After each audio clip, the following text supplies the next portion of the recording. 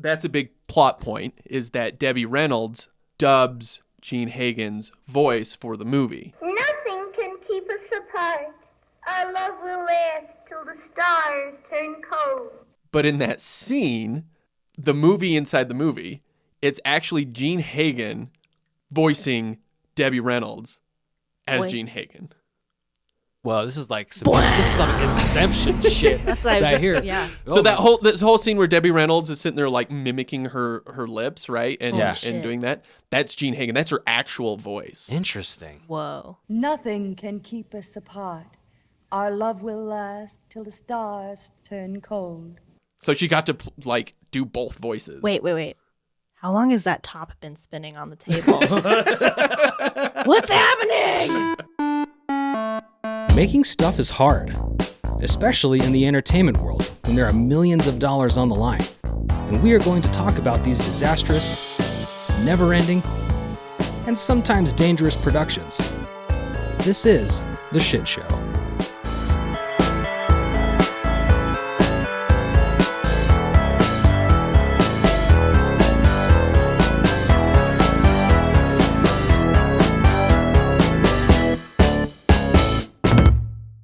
Hello, everyone. My name's Ian, and I'm joined by Clint. Hello. And Ray. Hi. And this is The Shit Show.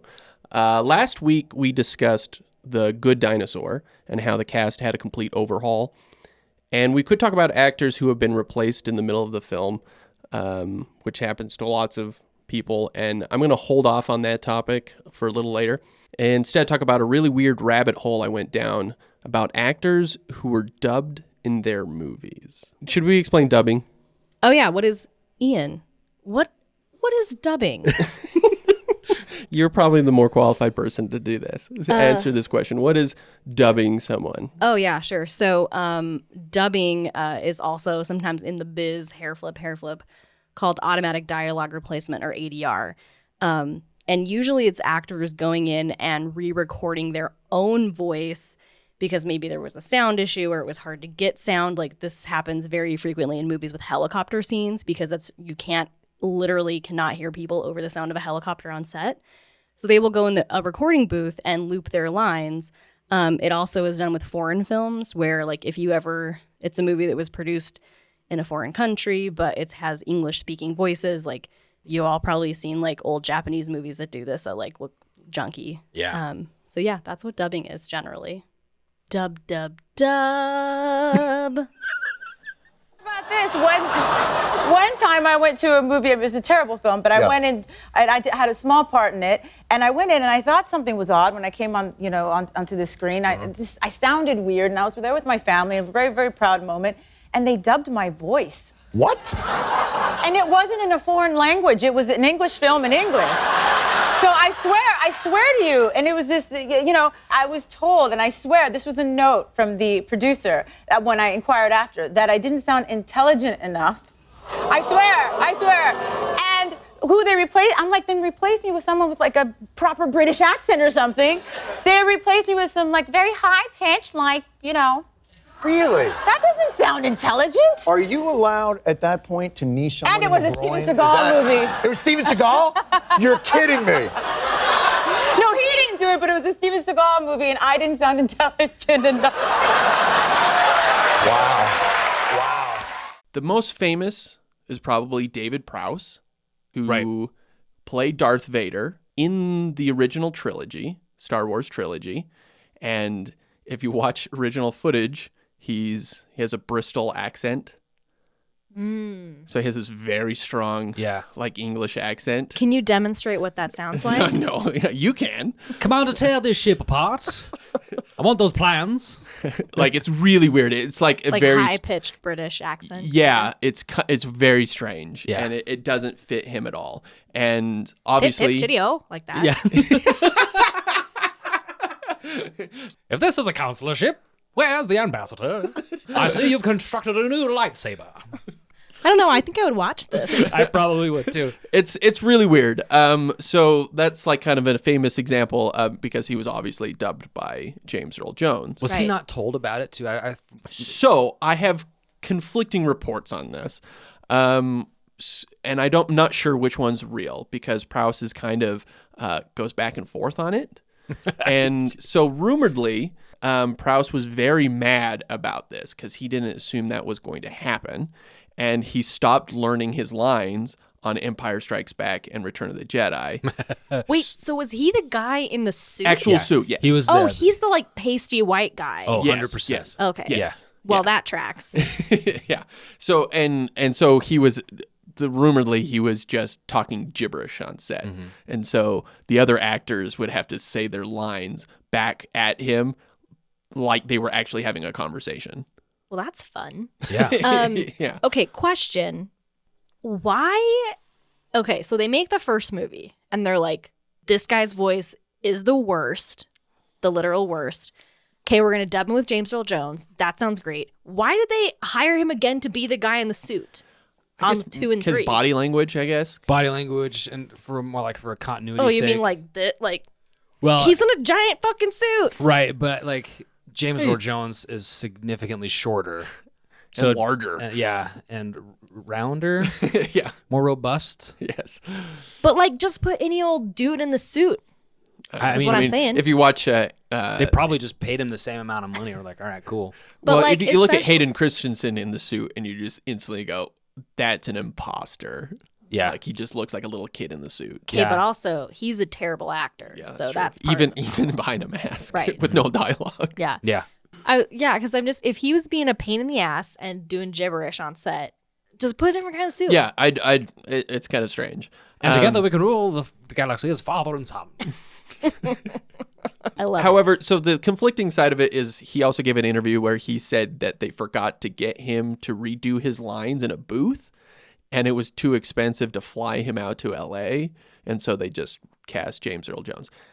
That could be just a story he's saying. Like, so it's really conflicting, like whether or not what actually happened, what actually went down. Yeah, that doesn't seem to really add up for me because the films were shot and I believe edited all in the UK. Right. So to fly I'm him out, unsure about that.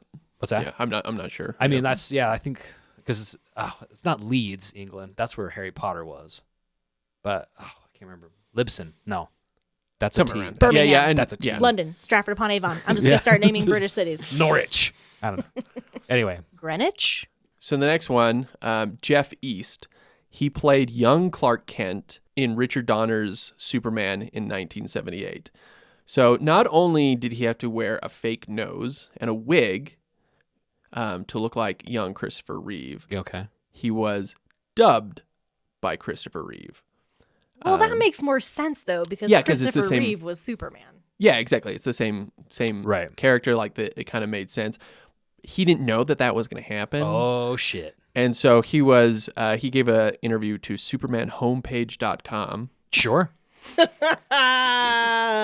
I want to know the guy who runs that website. Well, he got an interview with Geoff East, so there you go. Geoff East, the young Clark Kent from Richard Donner's original Superman in 1978. Oh my God. I fucking love that guy. Look, I could get an interview with Geoff East. I'm going to Google his name right now and get him on this podcast. Just as long as he wears the makeup, fake nose. the fake nose, and the wig. He's got to wear the fake nose Yeah, and the wig. and then you know what? I'm going to dub him over later with Christopher Reeve's voice. You're gonna dig him up and Oh shit, is he dead? he's oh, straight yeah. up. That's He's 100% dead. Yes. ooh, too soon. Sorry, everybody. So East said, not happy about it because when asked about being replaced, he said, not happy about it because the producers never told me what they had in mind. It was done without my permission. Chris did a good job, but it caused tension between us. And they never reconciled this until 2001. Oh wow. Yeah. It was never reconciled. Did Christopher Reeve even know he was alive? I know, right? He's like, who? bitch, I'm Superman. He's right. Yes, Christopher Reeve's in the theater watching the movie for the first time. Who the fuck is this guy? Yeah. They're like, Chris, Geoff East is really mad at you. And he's like, who? Yeah. Oh, Geoff Who? East. Ah. So our next one is Arnold Schwarzenegger in his first film, Hercules in New York. Oh, that sounds amazing. How have I not seen this before? It's crazy. Is it like Encino Man, but like like made by like just like low budget shit. Like it's pretty terrible. It's really How Did This Get Made did it. And he's dubbed over because of how thick his Austrian accent was. And Well, I like mean- really thick then. Yeah. Like it was his first movie. You can barely understand him. And the guy they get to do him is so vastly different. Is he also from Bristol? He sounds kind of like a radio DJ. Get to the chopper. It's a big boy and farts out in the morning. It's like that kind of It's like shock job. I can't say it with a straight face. I'll be back. Chip, chip, cheerio. Brow, brow. He's like doing his own. He's doing his own fucking sound effects in the booth. Wah, wah, wah. It's like, this movie is really avant-garde. Yeah. It's experimental. It It's almost like we're playing with lions. that makes sense though. They would dub his voice because I mean Hercules is Greek, and then he's in New York. So like, what accent? Can't have an Austrian Wasn't accent. Greek. Hercules is Roman. Heracles is Greek. We get it. Your family's Greek. Get the fuck out of here. I'm sorry. You can cut that. That sounded like a real dick. Oh, I'm Clint. My family's Greek. I know about different people from history. Actually, the funny thing is I didn't really come across that realization until like maybe 3 months ago. I was like, holy shit. Heracles, huh? No kidding. Oh, God. It's the same person. Yeah. Yeah. The same person. Okay, sorry. All right. Mel Gibson in the original Mad Max, dubbed for American audiences because his Australian accent was too thick. Now, if you know anything about Mel Gibson, does he actually have an accent? It's kind of ironic as he's playing a colonist in Pocahontas with like a perfect American accent. Yeah, I mean, well, really, like, so I looked this up because I thought he was just always from Australia, but he is an American who moved to Australia when he was 12. Right. And I remember Mad Max 2, and he kind of has an accent, but Yeah. like pretty much every movie you've seen him in, he has no accent. No trace of it, yeah. Wait, so he was dubbed for American audiences because his Australian accent was so thick. Yeah. Maybe he was so offended that he trained the slight Australian accent out of himself because he didn't want to be dubbed over again. That'd be That's true. possible. Nobody dubs over Mel. Well, why didn't Arnold do that? That's Chop. But see, he leaned into it. Yeah. He embraced it. Yeah, homeboy became governor of California. Exactly. So Mel Gibson became a hated anti-Semite. So that's what happens when you try to get rid of an accent. Yeah. People.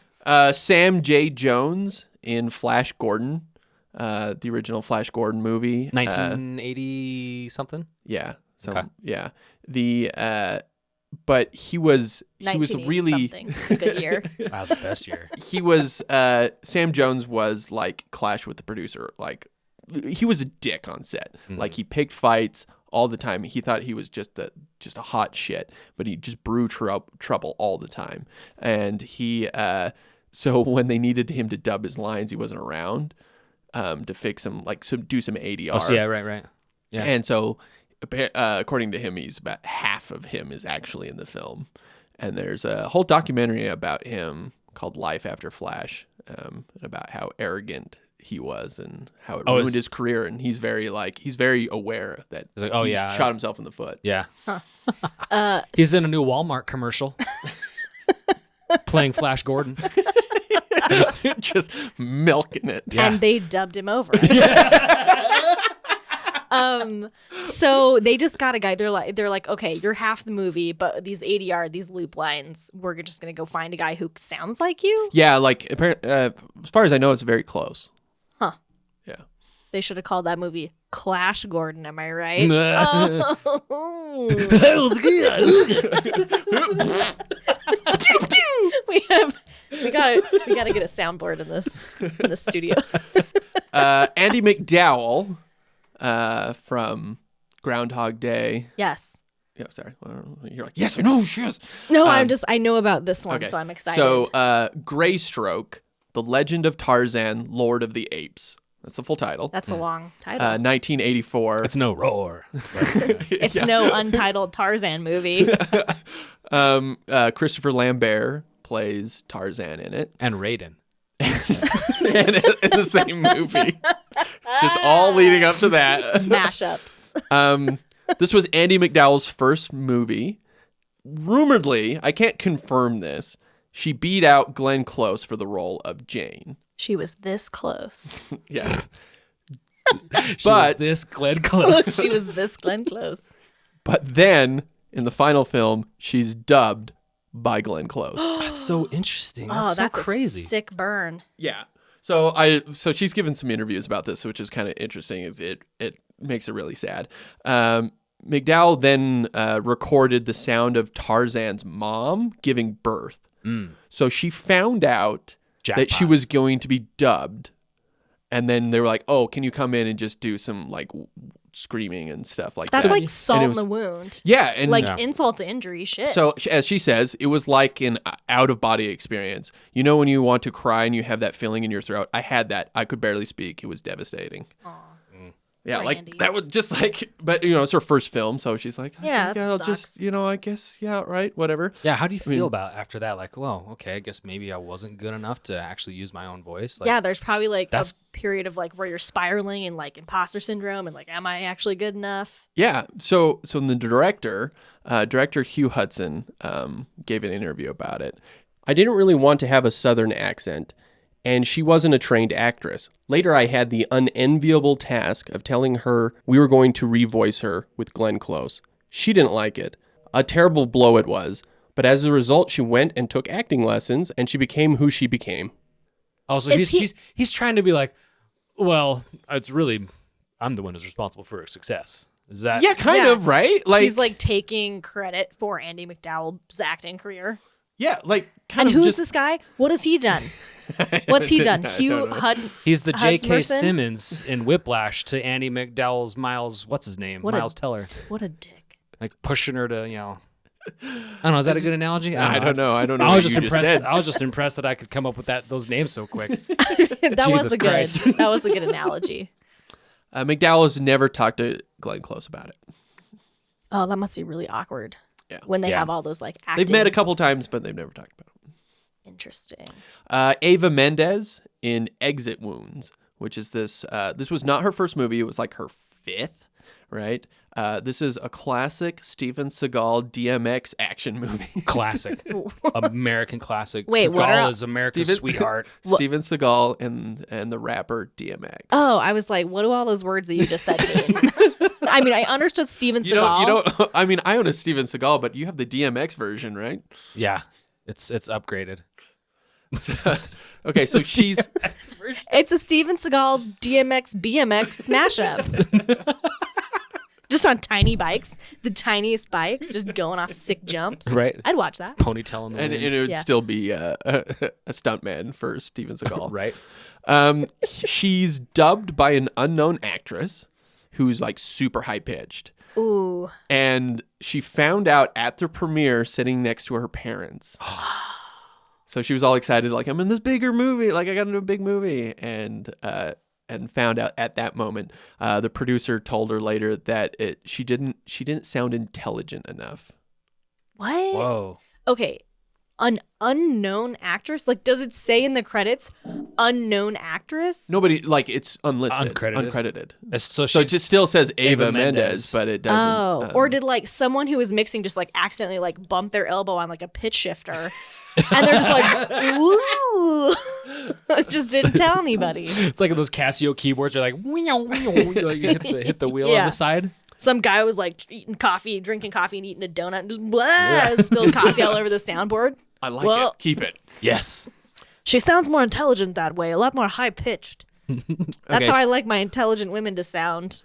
So this is we're gonna go down to some older stuff here.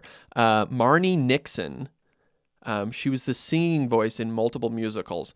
So first time she was 19, she got her first big gig. She dubbed a 12-year-old in the films The Secret Garden in 1949.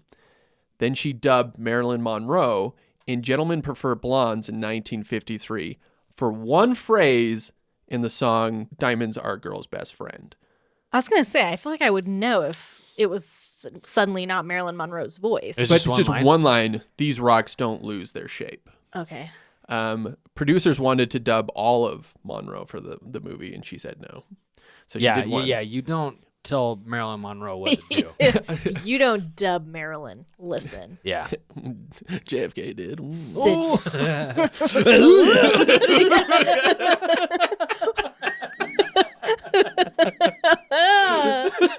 The Auga button. I love it. Then she dubbed Deborah Kerr in both The King and I and An Affair to Remember, just the singing portions.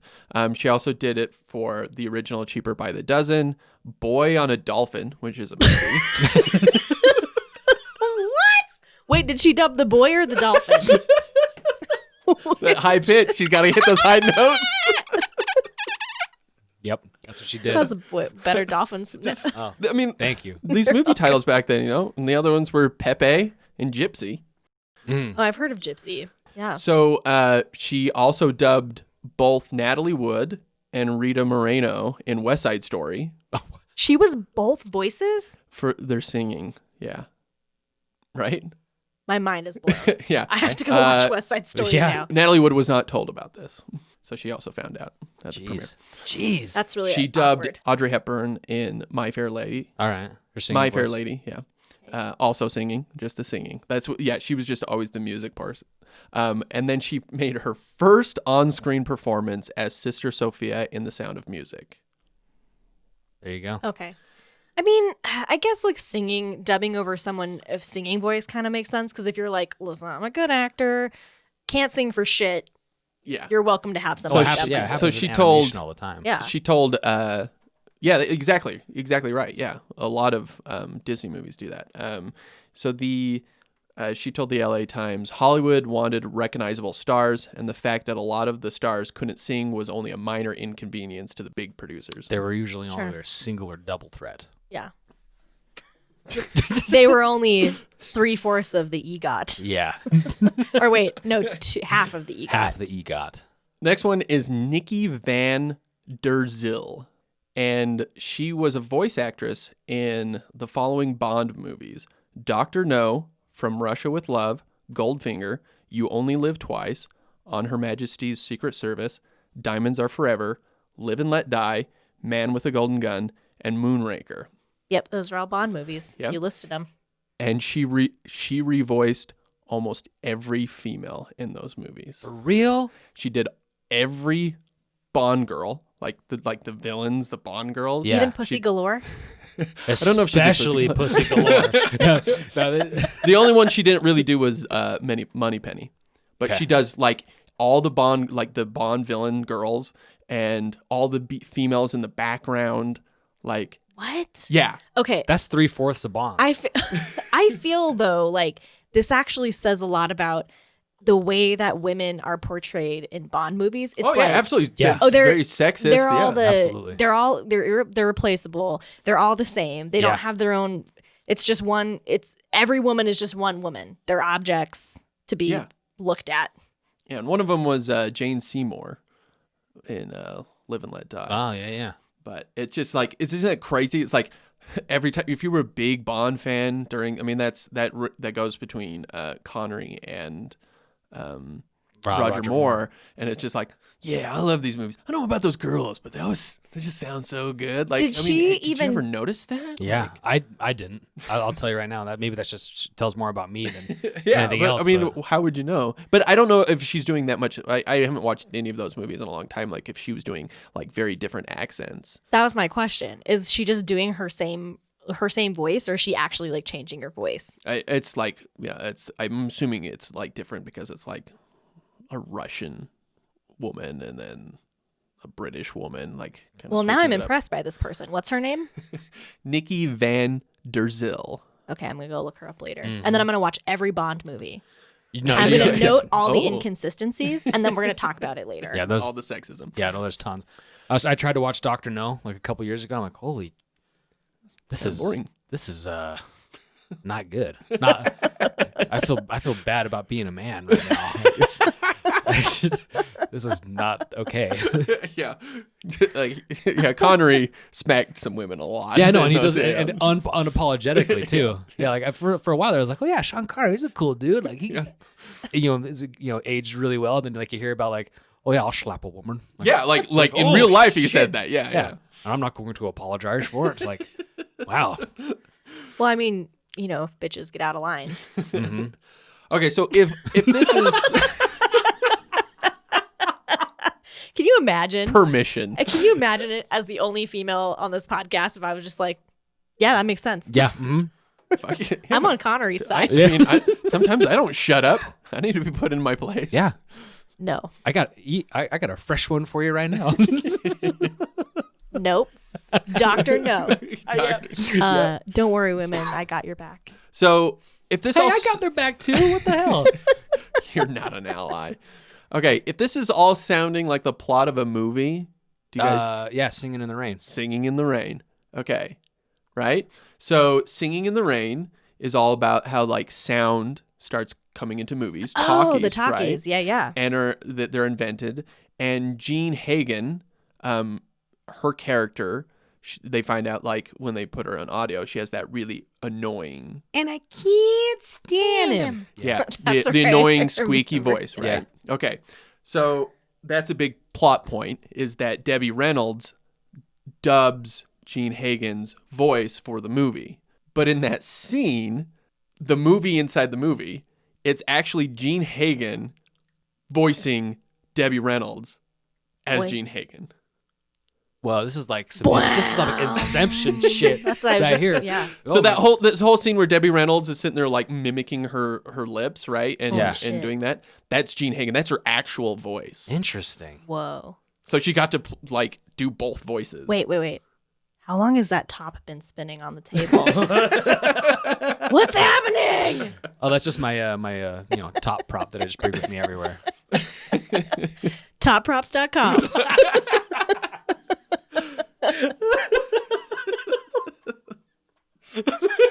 So you had a Hagen Reynolds Hagen voice sandwich. Yes.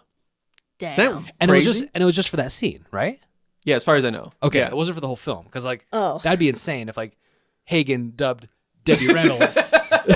Just the whole time. They're like, guys, this is getting out of hands. I don't know who I'm playing All anymore. right, so Hagen, the song goes, "Good morning, good morning." Yeah, But yeah, it's kind of like really wacky. And then I don't on know if you've top seen. of that, I don't know if you've seen Singing in the Rain in a long time. Like the ending is just like, okay, we get it. Like you're a musical. yeah, it goes on for like 30 forever. minutes. Yeah, Yeah, it's like exactly. being mauled by a lion. Yeah. So rumoredly, a lady by the name of Betty Royce dubbed 2 of Debbie Reynolds' songs. In Singing in the Rain. Yes. So on top of that, Yeah. I feel like this was just a case of the sound designers just losing the audio. Yeah. Oh shit. It's that same guy, the donuts and coffee guy. Whoa. Fried So- another soundboard. and finally, for Singing in the Rain, and to wrap this all up, Gene Kelly, who was kind of notably a dick, Right. he dubbed all of Debbie Reynolds' tap dancing. Oh, for real? Oh, yeah, I mean, well. That's funny. I was actually going to, I was like, did someone dub Gene Kelly's? I was going to like, another conspiracy theory is like, Gene Hagen also did Gene Kelly's Yeah. voice. No, there's just one person. all It's just genes. Gene. Yeah, all genes tap the same. We got the same, one guy directing Good Dinosaur. We got all tap dancers are named Gene, and they're all the same person. Yeah. Yeah. Think about it, everybody. Yeah. All genes Tap the same. tap the same. .com. We're all genes. Just tapping our way through life. Good night. All right. Now, usually I ask you at the end of these episodes, was it worth it? And for the most part, on all these, like, is it? I also have like Darth Vader. I mean, unless it's a Japanese anime that I enjoy and I don't want to read the subtitles, like, just dub it over. And sometimes those voice actors are really good, but Yeah. but it's different with live action, right? I mean, that Glenn Close, Andy McDowell business, like that is just fucked up. Like That's stupid. Yeah. That's pointless. I think no reason. Yeah, I think it depends on the circumstance. Like we were talking about with Darth Vader, that makes sense because, you know, if it works for the character and you're like, oh yeah, this person actually does not have, they have like the physical presence of or the stature of the character that we want, but not the voice. Like, yeah, or like singing. I know that's done a lot with singing. That makes sense.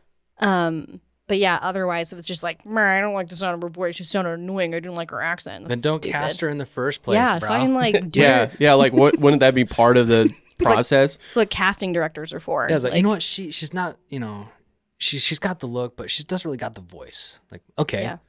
she'll get another part. You know, maybe, I don't know. I'm not a casting director, and I've only been to a few auditions, and it's a nightmare. I'm never gonna do it again. But you're right. Well, like with Darth Vader, like, yeah, it totally makes sense because you can't see David Prowse's face. You know, What if in the audition they were like, they said to you, we like your face, but we want to redub your voice for whatever we do at it. I think if they came out up front and said that, Yeah. and then I agreed to it, then it's on me. Right. Yeah, it's true. Like, But also it's like, cool, but you're going to pay me, right?